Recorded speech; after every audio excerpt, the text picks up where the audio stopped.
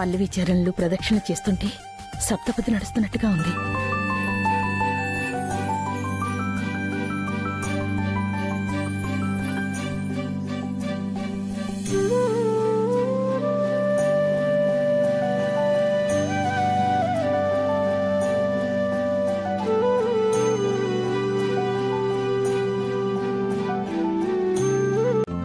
ఈ రోజే డౌన్లోడ్ చేయండి. మీ ఫేవరెట్ షోస్ చూడండి.